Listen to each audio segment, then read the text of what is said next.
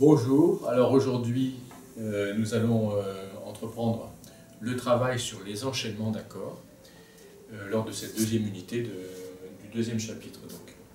Les enchaînements, je vais donc considérer non plus les accords individuellement, puisque dans l'unité précédente on s'était attaché à observer chaque accord mais réalisé, donc à 4 voix. Là on va continuer avec les accords réalisés, et cette fois-ci les accords vont s'enchaîner, il va y avoir des échanges entre les uns et les autres.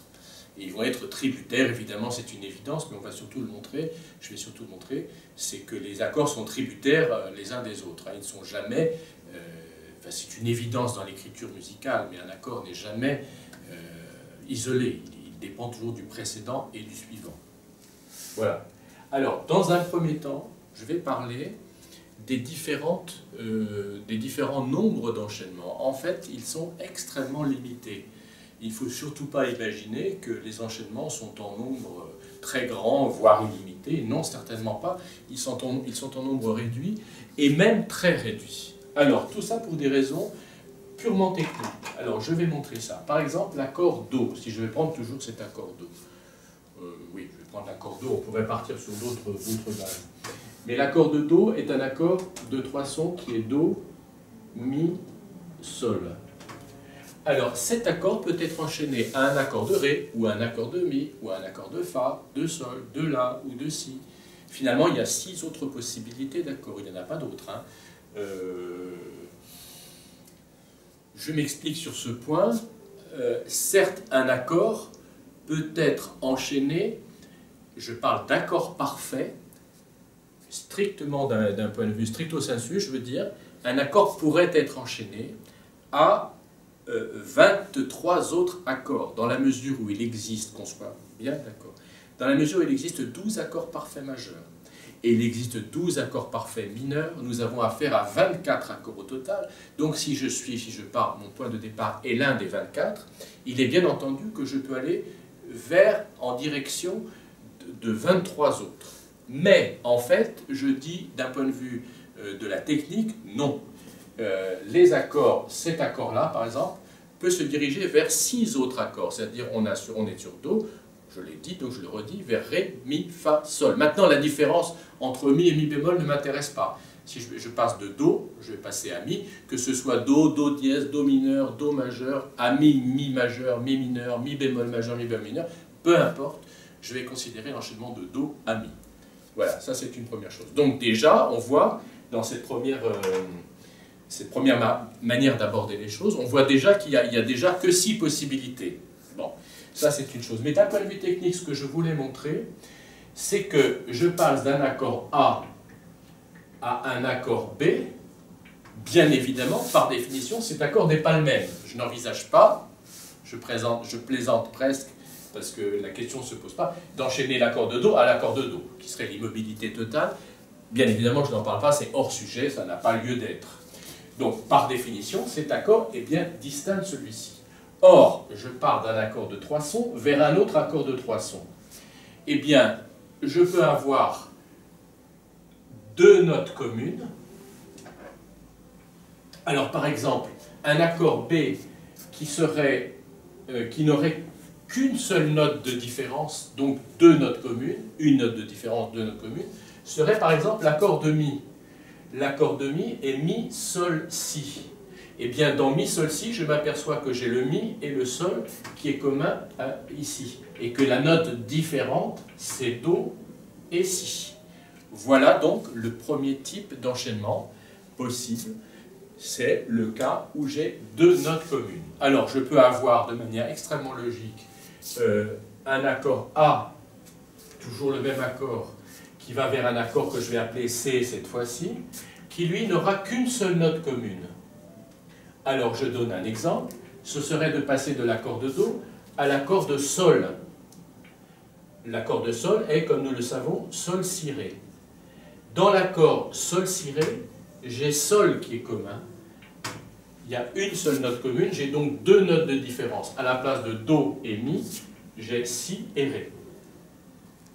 Et puis, bien sûr, j'ai une troisième possibilité qui me ferait passer de cet accord A à un accord qui serait un accord D, peu importe, qui serait un accord où il n'y a aucune note commune. Je peux même le noter ici. Aucune note commune. Donc, 3 sons différents. C'est le cas d'un accord, par exemple, de l'accord de Ré. L'accord de Ré est Ré, Fa, La. Et en effet, on voit bien que Ré, Fa, La n'a aucun son commun avec Do, Mi, Sol. Donc, avant que je continue et que je n'efface ce tableau, je le redis, que ce soit très clair. Tout à fait logiquement, enfin ce sont un peu des vérités de la palisse, je peux donc avoir 2 notes communes et une note différente. Je peux avoir une seule note commune et 2 notes différentes. Et puis je peux n'avoir aucune note commune et donc 3 notes différentes. Eh bien, on voit bien qu'il n'y a pas d'autre possibilité que ça. Alors je vais refaire un tableau maintenant plus clair. Voilà. Donc je vais réenvisager maintenant les 3 cas que je viens d'énoncer. On va les regarder un peu plus en détail. Donc on a bien 3 situations. Un enchaînement où d'un accord A à un accord B, j'ai 2 notes communes. Le cas où je n'ai qu'une seule note commune et le cas où je n'ai pas de note commune. Alors tout simplement, ça va concerner l'accord de Do majeur, qui est Do, Mi, Sol. Eh bien l'accord de Do majeur peut aller vers ou bien l'accord de Mi, qui est Mi, Sol, Si, ou bien l'accord de La, qui est La, Do, Mi. La, Do, Mi, voilà. Alors qu'est-ce qu'il y a en commun entre l'accord de Mi et l'accord de La? Eh bien tout simplement leur proximité par rapport à Do. En effet, c'est ce qu'on peut appeler un enchaînement de tierces, c'est que Mi est la tierce supérieure et La est la tierce inférieure. Voilà. Et il faut tout de suite, dès à présent, dès ce stade de l'étude, bien savoir qu'aller enchaîner à la tierce supérieure, donc comme je viens de le dire, ou à la tierce inférieure, c'est réaliser l'enchaînement le plus simple de tous, puisqu'il n'y a qu'une seule note qui bouge dans l'ensemble de notre accord réalisé qui va être à 4 voix. Il ne faut jamais oublier, mais je vais le montrer après, qu'on a bien 4 voix qui vont bouger ou pas bouger. On va essayer de, justement, le principe c'est d'essayer de les faire bouger le moins possible, et on voit bien que dans cet enchaînement-là, ça va peu bouger. Donc déjà, on est sûr que cet enchaînement-là sera le plus facile de tous. Alors maintenant, j'ai le cas de l'enchaînement avec une note commune. Je pars toujours de mon accord Do, Mi, Sol. Eh bien, c'est quand je vais soit vers Sol, soit vers Fa. Voilà, Fa. Alors l'accord de Sol est bien Sol, Si, Ré. La note commune est le Sol. Et dans l'accord de Fa, qui est Fa, La, Do, la note commune est le Do. Et bien sûr, de la même manière que ici, le rapport est le même, ça c'est la tierce supérieure et ça la tierce inférieure, de la même manière, ça c'est la quinte supérieure et ça c'est la quinte inférieure. On est bien d'accord. Donc on voit bien la cohérence de cet ensemble. Je fais aussi une remarque, le système tonal, enfin ce que nous allons étudier, c'est-à-dire la tonalité classique, l'enchaînement par excellence, vraiment, c'est le fin fond de ce système, c'est ça, c'est l'enchaînement de quintes. Là, on avait bien choix à tierce, de Do à Mi ou de Do à La. Là, c'est l'enchaînement de quinte, de Do à Sol, c'est-à-dire de tonique à dominante. C'est vraiment le fin fond de ce système. Ce qui nous intéressera, c'est beaucoup ce type d'enchaînement, de très loin.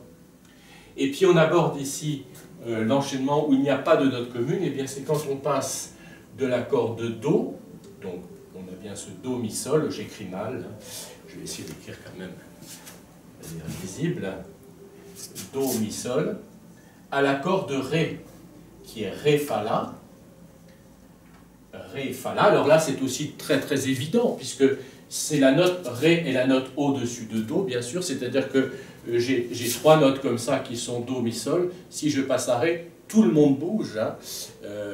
Donc forcément, il n'y a aucune note commune. Alors c'est l'enchaînement. Je vais m'asseoir, je suis à côté du tableau comme ça, c'est l'enchaînement pour Si aussi, Si, Ré, Fa. Donc ça c'est bien la seconde supérieure, la seconde inférieure. Voilà. Donc on peut bien regarder, bien s'assurer que j'ai 6 enchaînements possibles. Enfin on les voit bien, 2 plus 2 plus 2 font bien 6 enchaînements possibles. Donc encore une fois, peu importe que ce soit dièse, bémol, ça ne rentre pas, le principe de l'enchaînement réside bien ici. Voilà. Alors maintenant, je vais effacer et on va commencer à parler de l'enchaînement de l'accord réalisé. Je vais prendre je vais laisser celui-ci de côté. Je vais commencer, je vais même mettre des lettres pour que ce soit très compréhensible par tous. Je vais m'occuper dans un premier temps de cet enchaînement-là pour la raison que c'est le plus simple, de manière à bien montrer. Ensuite, celui-ci qui est quand même très simple, évidemment. Et dans un troisième temps, celui-ci qui est, il n'est pas plus compliqué, mais il est quand même de nature très différente, puisqu'il n'y a aucune note commune. Ça va entraîner quelques petites conséquences dont je vais parler. Voilà, alors maintenant, je vais m'occuper donc de ce premier type d'enchaînement, l'enchaînement où nous avons deux notes communes. Alors, je vais écrire un accord de Do majeur et je vais le réaliser, c'est-à-dire que je vais le mettre à 4 voix.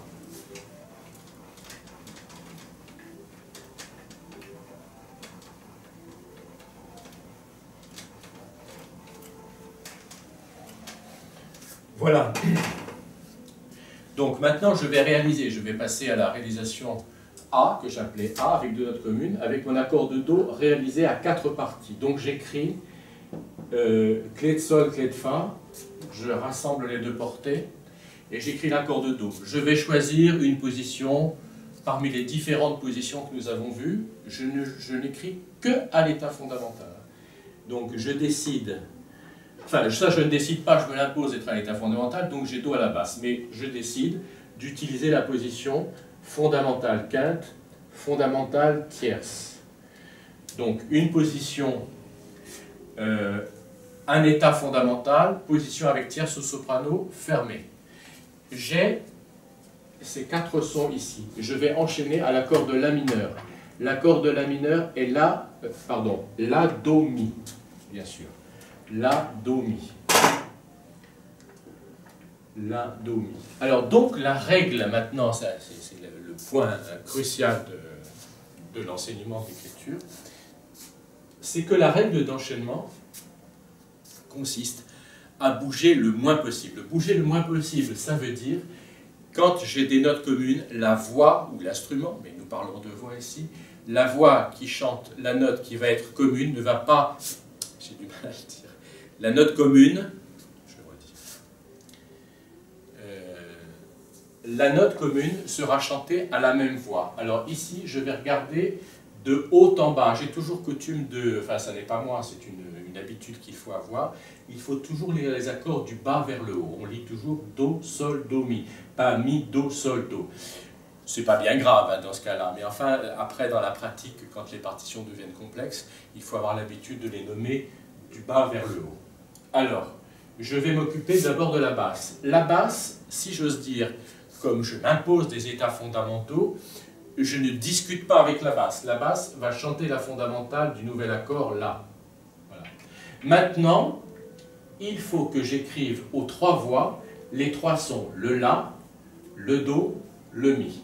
Et je dois attribuer à chaque voix la bonne note de manière à bouger le moins possible. Donc je vais m'occuper du ténor.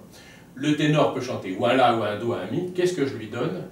Eh bien, je vais lui donner le La, parce que le Do et le Mi vont rester à leur place. Hein, j'aurais peut-être dû commencer, je crois que c'est clair pour tout le monde, je ne le refais pas, mais j'aurais dû commencer par montrer, je crois que c'est très très clair, ça ne nécessite pas une nouvelle explication, mais il est bon de commencer par observer les notes communes. Donc le Do reste Do, et j'ai pourvu mon Do. Le Mi reste Mi et j'ai pourvu mon Mi. Il n'y a plus que le La à placer, et donc forcément c'est à cette voix-là. Qu'est-ce que je constate? C'est qu'il y a une grande immobilité, enfin une immobilité, il y a une petite mobilité, mais elle est vraiment réduite. Il n'y a qu'une voix qui bouge, je vais la mettre en rouge, la voix qui bouge. Le mouvement est ici. Voilà, il est ici. Pour convaincre tout le monde, si tant est qu'il y ait le moindre doute, je vais écrire par exemple l'accord, je vais écrire le même enchaînement et je vais écrire l'accord de Do mineur. Il va se passer exactement la même chose. L'accord de Do mineur, sa seule différence c'est qu'il y a un bémol. Donc le Mi et Mi, qu'il soit bémol ou béca, Mi et Mi, et il est à cette place. Je vais aller maintenant vers l'accord de La bémol majeur. C'est comme si j'étais ici, enfin je suis réellement en Do mineur, accord de tonique, accord du 6e degré, donc accord de tonique en Do mineur, accord du 6e degré. Le 6e degré est majeur en mineur, comme nous le savons. Le Mi reste Mi, le Do reste Do, il n'y a qu'une voix qui bouge, c'est le Sol, qui monte d'un demi-ton vers le La bémol. Donc fondamentalement, ces deux enchaînements sont absolument identiques. Sinon que là, on a un accord majeur puis un accord mineur, et ici c'est le contraire, on a l'accord mineur qui va sur l'accord majeur. Le mouvement est bien ici, il est à la voix de ténor. Alors, de la même manière que j'ai montré qu'il n'y a aucune différence que ce soit majeur ou mineur, de la même manière, ça c'est très important à voir et puis très plein de sens et d'enseignement, je vais faire encore une fois la même chose, mais je vais prendre une autre position. Alors, je vais me référer à mes positions que j'avais citées. Je vais prendre par exemple cette position-là, qui est plus large, même bien plus large, c'est la plus large même de toutes. Elle est très comparable parce qu'elles ont en commun toutes les deux d'avoir la tierce au soprano. Ça, c'est tierce au soprano, position fermée. Ici, c'est tierce au soprano, position large. La basse fait le même mouvement, elle va vers la fondamentale La. Je cherche les notes communes. J'ai le Do et le Mi. Le Do ici est au ténor. Il reste Do. Le ténor chante Do et rechante Do. Qui chante le Mi, c'est le soprano chante Mi et rechante Mi. Et cette fois-ci, le mouvement est ici à la voix d'alto. Et ce qui est remarquable dans ces deux exemples, c'est que les mêmes notes font les mêmes choses. C'est ça qu'il faut comprendre. Et dans l'écriture, quelle que soit la position dans laquelle on est, il va se passer toujours la même chose. Voilà. Donc ici, je le redis, je le remontre. La basse, son sort est réglé à l'avance du fait que je choisis d'écrire l'état fondamental. Donc la basse est la même. Do, La, Do, La. Bon, ça c'est une chose entendue. Ici, la quinte est au ténor. La quinte monte sur le La, Sol, La. Ici, c'est à l'alto qu'elle est. Ici, je regarde l'alto, qui est Do, Do. Eh bien, là, c'est le ténor qui fait Do, Do. Et maintenant, je vois ici le soprano qui a Mi, Mi. Eh bien, cette fois-ci, c'est le soprano qui a Mi, Mi, mais il est à l'octave supérieure. Donc, on a vraiment la même chose. Je peux faire, au risque d'être un petit peu long, je peux faire un troisième exemple. Je ne le ferai pas pour tous les enchaînements. Je pense que ça pourrait être un peu fastidieux, mais je le refais encore une fois. Je prends l'accord de Do. Par exemple, dans cette position, Do, Sol, Mi, Do. Alors voilà une position large avec fondamentale au soprano. Donc j'ai bien fondamentale quinte, tierce, fondamentale. La basse refait les deux fondamentales Do, La. Le ténor à Sol, c'est bien le ténor qui fait Sol, La. C'était le cas ici, et c'est le cas du Sol, La qui est ici. Le Mi reste Mi, il est ici. Le Do reste Do, il est ici. Voilà. Bon, ce que je dis se confirme, à savoir qu'il se passe toujours la même chose.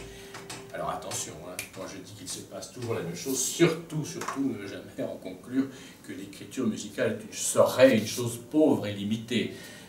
C'est justement parce qu'il se passe toujours la même chose que ça va être extrêmement varié et enfin, ça paraît paradoxal ce que je dis, mais enfin, la condition d'une forme de liberté, c'est aussi l'adhésion à ce type d'enchaînement. Donc ce type d'enchaînement, encore une fois, est caractérisé par le minimum de mouvements possible. J'ai bien dit le minimum de mouvements possible. On pourrait imaginer de bouger, ce ne serait pas une bonne chose. Dans certains cas, ça existe, hein, nous le verrons bien sûr, ça existe, je ne l'exclus pas. Mais dans un premier temps, il faut se conformer à ça.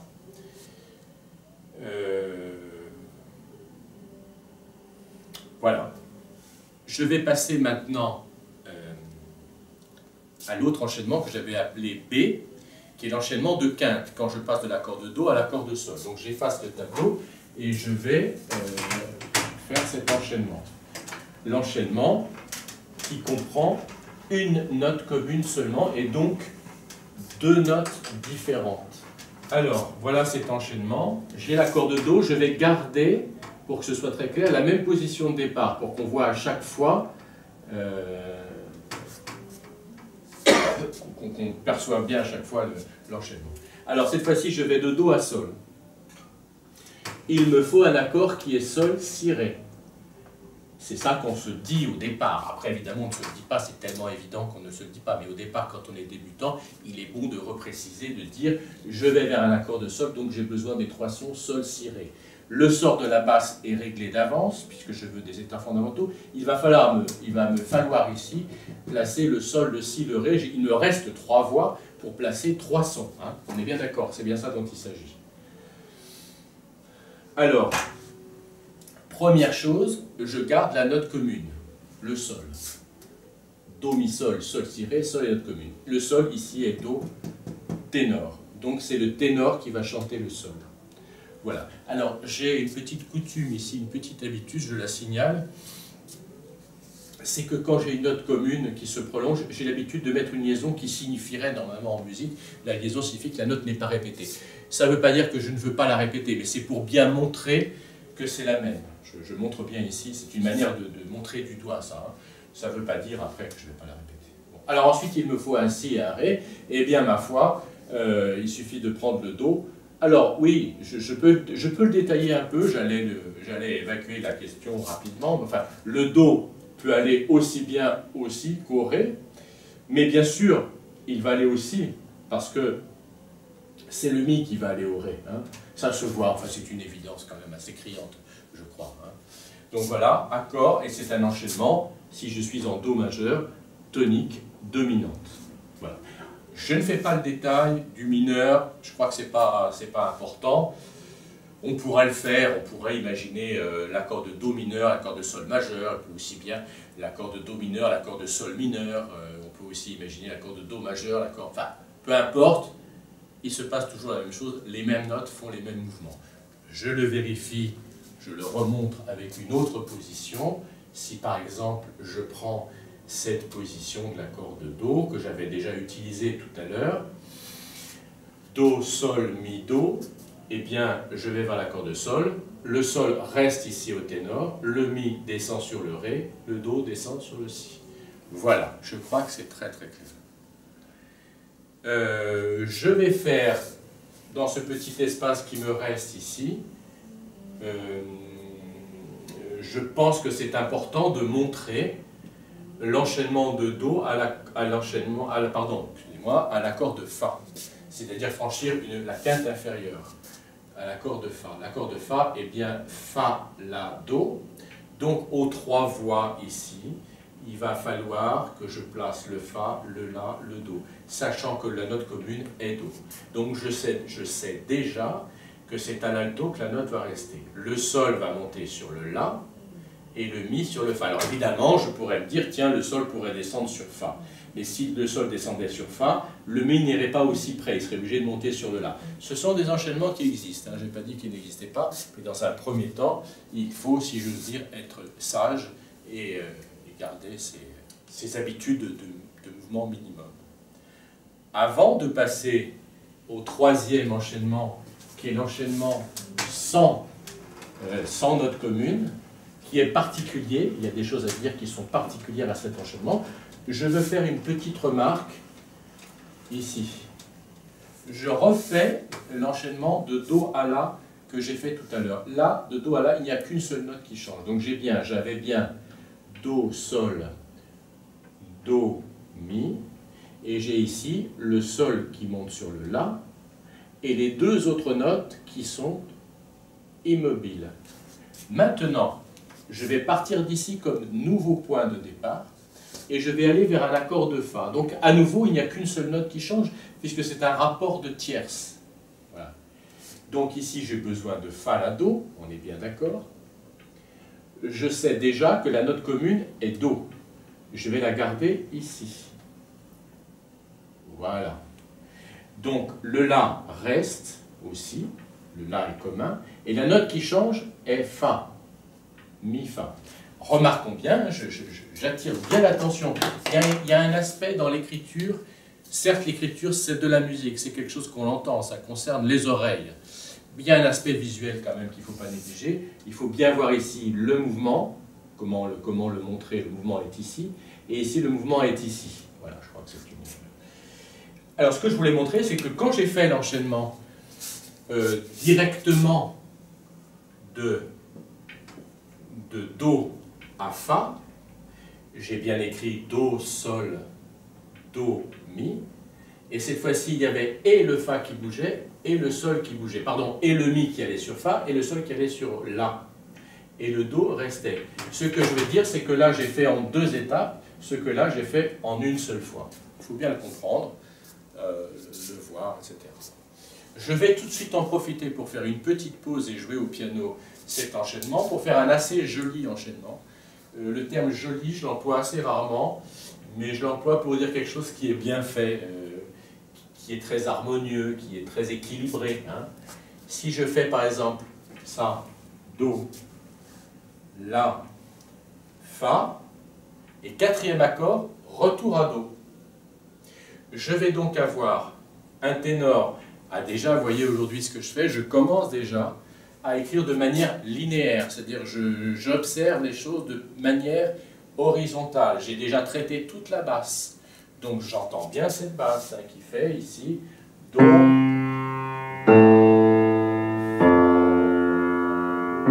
Voilà, on entend cette belle descente vers le Fa grave. La sous-dominante dans le grave est un son qui sonne grave, hein, parce que quand on part d'une tonique, ici, on descend, j'ai atteint mon point grave, et je remonte comme une détente vers le Do initial. Déjà, ça c'est très beau à entendre, hein, c'est peu de choses, mais une des qualités de celui qui sait écrire, ça aussi j'y tiens, je le signale, c'est de savoir se satisfaire d'un mouvement comme ça. On n'a pas idée, quand on est encore très débutant, à quel point les éléments les plus simples de la musique sont dignes d'intérêt. Hein. Certes, est digne d'intérêt une partition, une très vaste partition chargée de notes, bien sûr, mais il faut avoir le goût d'entendre ça et de s'en satisfaire déjà. Bon, sans dire qu'on va en rester là, bien sûr. Alors j'écris de manière linéaire tout le ténor. Le ténor était ici, c'était la quinte, Sol. Voilà ma quinte, mon Sol. Qui montait sur le La, qui reste là, et qui revient tranquillement sur son Sol. On voit ici le très petit mouvement Sol, on monte sur La, et on revient. Je m'arrête ici, je le fais entendre au piano. Le ténor Sol, parfois, est très simple. Il faut entendre le Sol comme la quinte du Do. Voilà le Do. Le Sol, la quinte. Alors, c'est bien. Je monte sur le La, j'y reste, et je reviens au Sol. Donc les deux voix.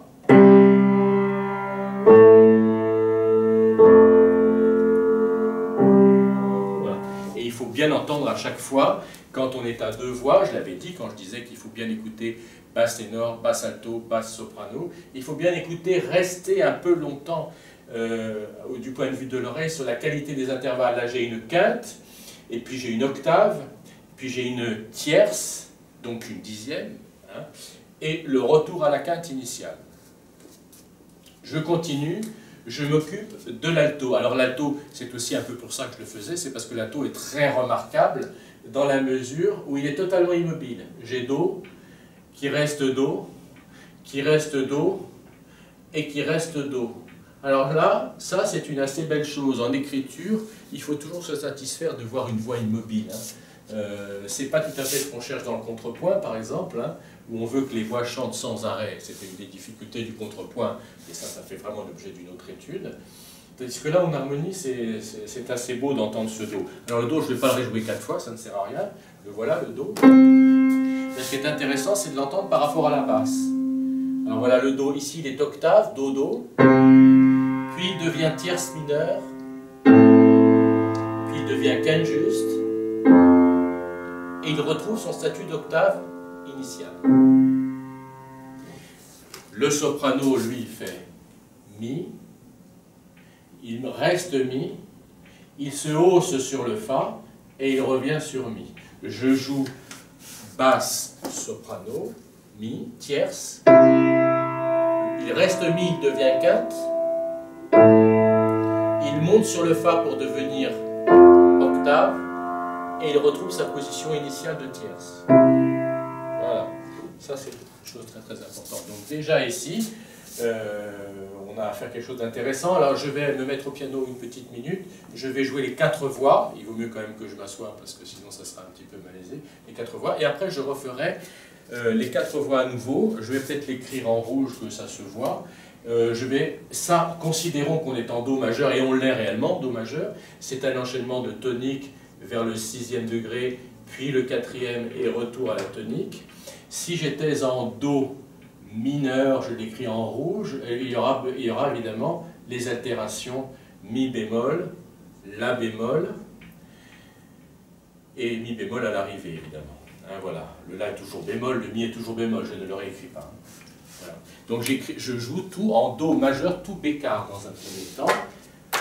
Je ferai écouter la basse.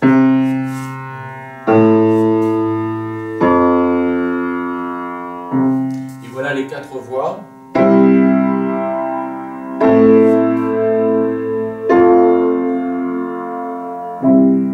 Voilà, on a un très bel enchaînement.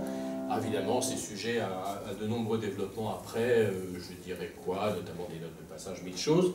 Et voilà l'enchaînement en mineur. Donc l'accord de Do est mineur, 6e degré majeur, sous-dominante mineure, et tonique mineure comme au début, évidemment. Voilà. Après, dans des développements, je faisais allusion très rapide, je ne vais pas en parler aujourd'hui, je dis juste ça comme ça, que la basse peut se mettre à chanter avec des notes de passage. Hein.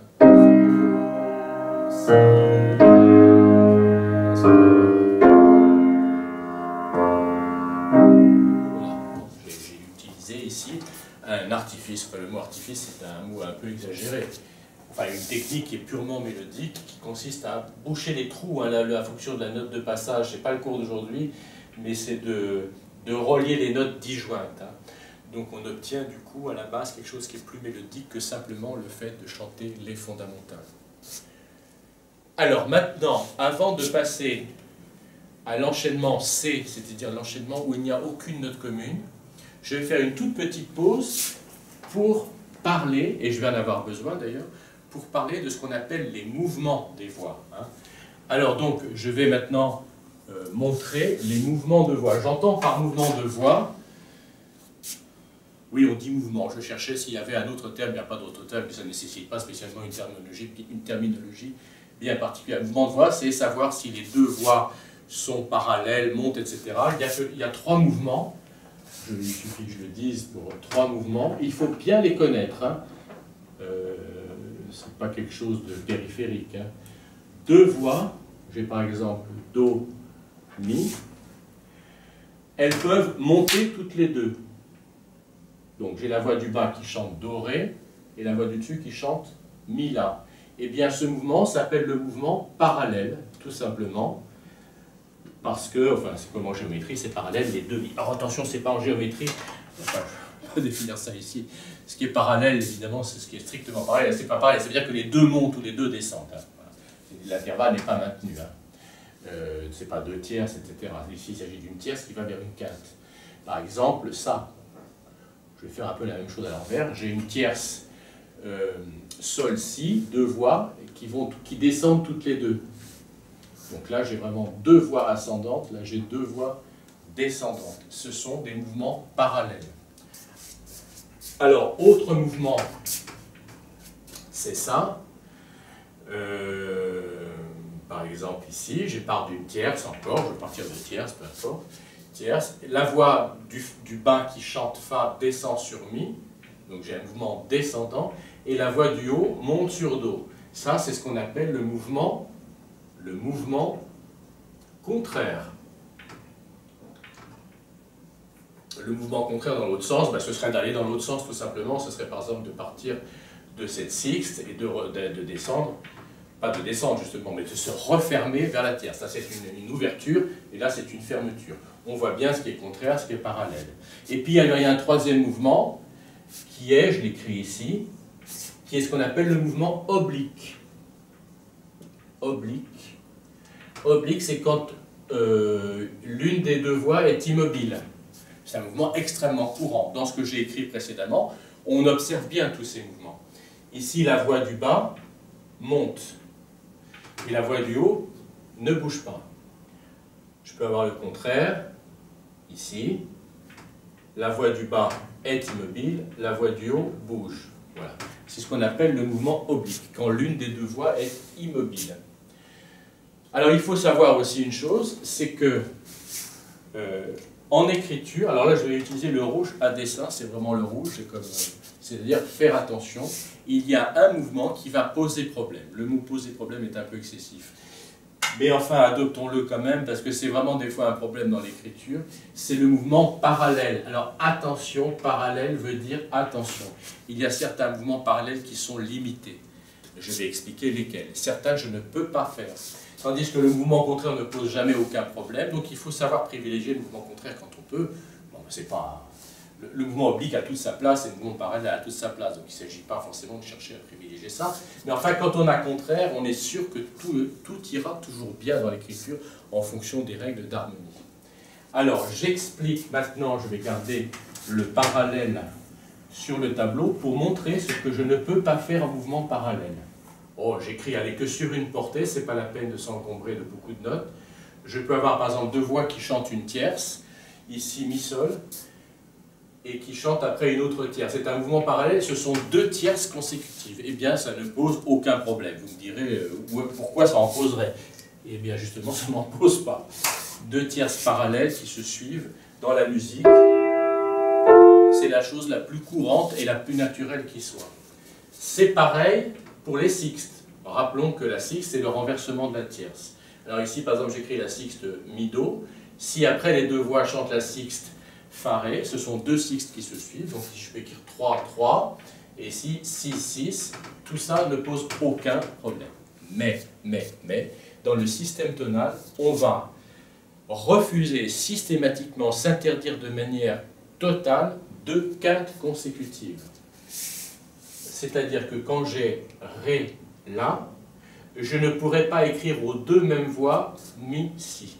C'est, si j'ose dire, une interdiction. Alors, interdiction signifie qu'on va se référer à un style particulier, qui est le style de l'écriture tonale. Ce n'est même pas une question de style, c'est un système. Hein, parce que le style, c'est encore autre chose. On peut entendre bien la différence de style entre la musique de Bach, de Mozart ou de Wagner. Hein, quand j'entends un concerto pour une sonate pour piano de Mozart et que j'entends un prélude wagnérien, j'entends bien que je n'ai pas affaire au même style. Mais fondamentalement, c'est le même système. Donc là, c'est une question de système. Dans ce système-là, il n'y a jamais deux quintes à deux voix, à deux mêmes voix, qui se succèdent de cette manière. C'est pareil pour les octaves. Si j'ai do, do, les deux mêmes voix ne peuvent pas chanter ré, ré. Donc ça, ici sur le tableau, je le barre. Il n'y a pas de quinte consécutive, il n'y a pas d'octave consécutive. Remarquons bien une chose. Déjà, j'ai une première remarque à faire, c'est que dans la musique tonale classique, enfin bon, dans la musique en général, ce n'est pas la peine de se réduire à la notion tonale, on fait la différence entre ce qu'on appelle la dissonance et la consonance. Ça ne veut pas dire que la dissonance est omniprésente, la dissonance, elle est très importante. Mais enfin, on entend bien que ça, je ne vais pas rentrer dans le débat de savoir si c'est beau ou pas beau, hein. Ce n'est pas le sujet du jour. Ce serait l'objet de débats extrêmement longs dans lesquels je ne peux pas rentrer ici. J'aurai peut-être l'occasion par la suite. Mais quand j'entends ça, bon là j'ai une seconde, elle est réputée dissonante. Tandis que la tierce ici est réputée consonante. On parle bien donc de consonance et de dissonance. Les consonances sont les consonances, je l'écris ici, consonances, sont la tierce et la sixte, la quinte et l'octave. Je mets une barre ici parce que ça et ça c'est fondamentalement la même chose, est-ce que quinte et octave ça n'a rien à voir. La carte, je m'en fiche un peu pour l'instant, je la laisse de côté, elle ne m'intéresse pas, on en parlera de la carte plus tard. Et enfin, or, ce que je veux dire c'est que ces consonances, on les appelle des consonances imparfaites. Il s'agit des consonances imparfaites. Et là, il s'agit des consonances, je n'écris pas consonance, des consonances parfaites. Et ce sont bien les parfaites qui me posent problème, il faut le savoir, parce qu'en contrepoint, nous verrons ça dans des cours de contrepoint que je ferai ultérieurement on verra bien qu'il y a un statut de différence dans la consonance imparfaite et la consonance parfaite. Et c'est la consonance parfaite qui pose problème, entre guillemets, c'est-à-dire qu'elle ne peut pas être enchaînée aussi facilement que la consonance imparfaite, qui est finalement dans son imperfection, enfin quand je dis qu'elle est imparfaite, bon, ça demanderait beaucoup aussi de développement à savoir qu'est-ce que ça veut dire imparfaite, mais je ne vais pas en parler aujourd'hui, mais dans son imperfection, c'est aussi ça, elle a une grande mobilité, tandis que ces consonances parfaites ont une forme de rigidité qui font qu'elles sont moins maniables, il faut le comprendre. Le système tonal est essentiellement un système extrêmement souple. Celui-là, on comprend, c'est que quand tout d'un coup, on a deux voix qui se suivent en octave, c'est un peu comme si j'annulais les deux voix. Je me réduis plus qu'à une et c'est pas très... ça n'a plus d'intérêt, je n'ai plus vraiment mes quatre voix. Bon. Pour la quinte, je préfère en parler ultérieurement. Enfin, ce qu'il faut comprendre, c'est qu'une forme de rigidité. Voilà. On entend bien les quintes, quand on entend ces quintes, on entend la douceur des tierces consécutives. Et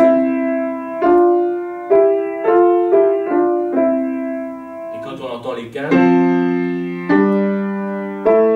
voilà, je joue. Ce que je donne là n'est pas une explication, j'essaye de faire sentir un petit peu les choses, de faire sentir la rigidité de la quinte et des quintes consécutives. Voilà, c'est tout. Voilà. Alors, j'en arrive maintenant au troisième volet, c'est-à-dire les accords qui n'ont aucune note commune. Il était important de parler de la possibilité des quintes consécutives. Voilà. Forcément, quand j'ai l'accord de Do qui est Do, Mi, Sol, dans Do, Mi, Sol, j'ai bien une quinte, et dans Ré, Fa, La, j'ai bien une quinte. Alors, c'était bien le cas d'ailleurs, mais comme il y avait des notes communes, tout ça ne bougeait pas beaucoup. Mais là, comme tout le monde bouge, comme toutes les voix bougent, j'ai forcément une quinte et une autre quinte. Il ne faut pas qu'elles soient la même voix. Voilà, ça c'est très très important. Ça semble contredire la règle que j'ai énoncée avant, mais ça ne la contredit pas fondamentalement. Ça semble remettre en cause la règle qu'il faut bouger le moins possible. Là justement, je vais bouger un peu plus pour éviter les quintes. Hein. Alors voilà ici l'accord de Do. Je le reprends avec la position que j'avais utilisée dans un premier temps. Et je veux ici l'accord de Ré. Alors, si j'appliquais la règle « bougeons le moins possible », eh bien, je vais faire Sol, La, Do, Ré, Mi, Fa. C'est-à-dire que je vais faire la même position pour l'accord de Ré. Or, qu'est-ce que je vois? Je vois deux octaves consécutives, c'est-à-dire Do, Do, Ré, Ré. Donc ça, c'est impossible. Et je vois de la même manière deux quintes consécutives, c'est-à-dire Do, Sol et Ré, La. Donc cet enchaînement est très mauvais. C'est le contraire. Alors on peut l'écrire, attention, hein. Je vais regarder ce que je n'ai pas dit. On peut écrire une musique à base de ça. Elle peut être très belle. Certains compositeurs l'ont fait. Ce sont des compositeurs qui sont en marge du système tonal. Par exemple, chez Debussy, certaines pièces sont à base de ça. Hein. Elles sont très belles, bien évidemment. Mais elles se réclament d'une esthétique différente, d'une couleur un petit peu étrange, d'une couleur, j'oserais pas dire médiévale, mais il y a un petit parfum médiéval dans ces enchaînements chez Debussy. Un petit parfum ancien dont on ne connaît pas vraiment la provenance. C'est une espèce de couleur un peu imaginaire qui évoquerait des temps passés. Voilà. C'est un peu comme certaines peintures pré-raphaélites. On a un rappel d'un passé mais qui est imaginaire et qui n'est pas un vrai Moyen-Âge ayant existé. Alors c'est pareil, on peut très bien écrire et faire de très belles choses avec ça. Mais quand on écrit dans le style, dans l'écriture, le système tonal, Mozart, Beethoven, etc., eh bien, à l'accord Do, Sol, Do, Mi, systématiquement, la basse, elle, va monter de Do à Ré, puisque c'est ce que je veux écrire. Et bien, systématiquement, quand je vais de Do à Ré, les trois voix supérieures vont descendre. Je vais réaliser l'accord de Ré, mais en descendant, c'est-à-dire Mi, Ré, Do, La, Sol, Fa. J'ai bien l'accord Fa, La, Ré. Et les trois voix, je le redis, sont en sens contraire de la basse monte. De la basse qui monte. Quand la basse monte conjointement, les trois voix descendent. Quand la basse descend conjointement, que je vais vers l'accord de Si bémol, je n'emploie pas l'accord de Si parce que c'est un accord diminué, c'est pas... Voilà, je vais de Do à Si. Si je suis comme ça, si je reprends mon point de départ, les trois voix vont monter. La basse descend, donc les trois voix montent. Je vais réaliser l'accord de Si bémol majeur. Ici, Si bémol, Ré, Fa. Voilà. Je pense et j'espère avoir été clair. C'est un sujet un petit peu subtil, mais enfin pas trop quand même, puisque les deux premiers enchaînements sont d'une clarté absolue. C'est celui-ci, cette notion de quinte consécutive et d'octave consécutive qui peut poser des questions, hein, qui peut faire se poser des questions. Voilà. Eh bien, pour l'instant, ce sera tout pour aujourd'hui pour les enchaînements.